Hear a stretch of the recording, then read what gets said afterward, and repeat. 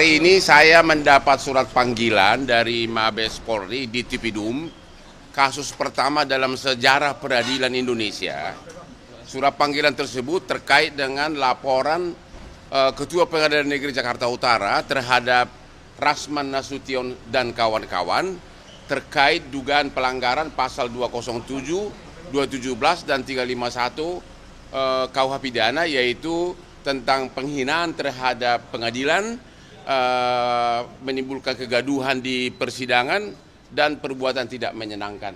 Ini adalah yaitu terkait dengan ucapan teriakan-teriakan dari Rasman di dalam ruangan pengadilan yang mengatakan ke depan hakim di meja hakim sambil mukul-mukul meja mengatakan kepada hakim, koruptor, koruptor, koruptor.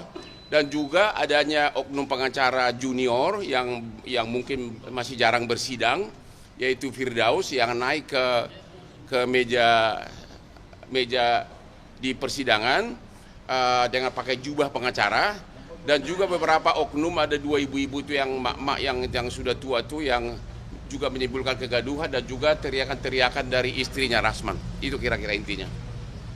Ada persiapan khusus nggak Pak untuk Nggak ada persiapan, saya kan hanya sebagai saksi, dia hanya menceritakan apa yang saya lihat, saya alami di persidangan. Yang jelas ini adalah kasus pertama dalam sejarah peradilan Indonesia.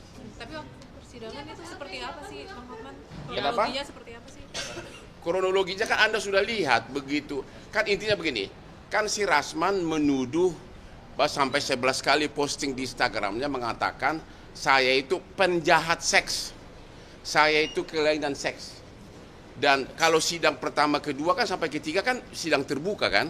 Tapi giliran saya sebagai saksi kan harus yang menjadi acara kan pembuktian apakah ada penjahat seks dan kelainan seks. Berarti kan itu terkait dengan asusila. Ya, menurut undang-undang bahwa apabila materi persidangan adalah tentang asusila harus tertutup. Begitu hakim mengetok bahwa itu tertutup, dia marah-marah karena dia sudah bawa begitu banyak TikTok dan sebagainya. Dia mungkin mau pansus, mau fashion show di persidangan, padahal gue jauh lebih ganteng kan. Bang, hari ini kan dia menghadap sama MA Bang terkait dengan pembekuan. Saya nggak yakin, saya merasa kurang yakin dia bisa diterima. Bagaimana perasaan seorang pimpinan Mahkamah Agung yang anak buahnya, hakim di bawahnya diteriakin di persidangan, koruptor, koruptor, dan itu di persidangan dan diketok-ketok mejanya. Jadi dia sudah sadar bahwa sudah berakhir karir dia, karena ada dua hal yang paling penting. Selama itu masih dibekukan, maka semua surat kuasa maupun pembelaan dari Rasman dan Firdaus yang dibuat sejak tanggal pembekuan kepada klien manapun batal demi hukum karena dibuat oleh orang yang tidak berwenang. Tentu kedua, masyarakat tentu akan pasti menjauh, akan memakai pengacara. Orang memakai pengacara kan untuk menang, untuk membela diri, bukan untuk kalah. Kira-kira begitu. Ya? Permintaan maafnya dari si Apa? Permintaan maaf dari Rasman itu nggak mengganggu itu ya? Apa? Permintaan maaf dari MA, permintaan maaf dari Rasman tidak mengurangi. Bagaimana bisa permintaan maaf marwah pengadilan sudah begitu dihina begitu? Ya biarkanlah proses hukum berjalan. Jadi Rasman akan menghadapi tiga hal. Satu, sebagai terdakwa atas laporan yang saya buat, ya. Kedua, dibekukan surat izinnya Rasman dan Firdaus oleh Pengadilan Tinggi atas restu pimpinan Mahkamah Agung sesuai dengan perkataan jubir dari Mahkamah Agung. Jubir Mahkamah Agung mengatakan apabila Anda tonton di media tidak boleh lagi bersidang.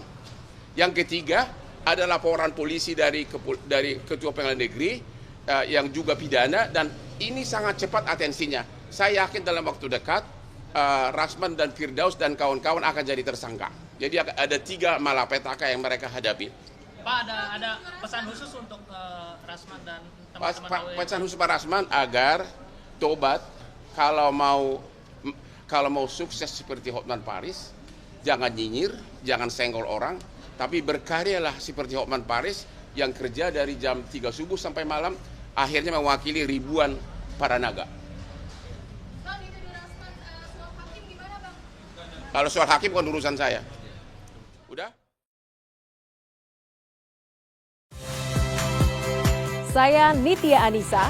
Saksikan program-program Kompas TV melalui siaran digital, pay TV, dan media streaming lainnya. Kompas TV, independen, terpercaya.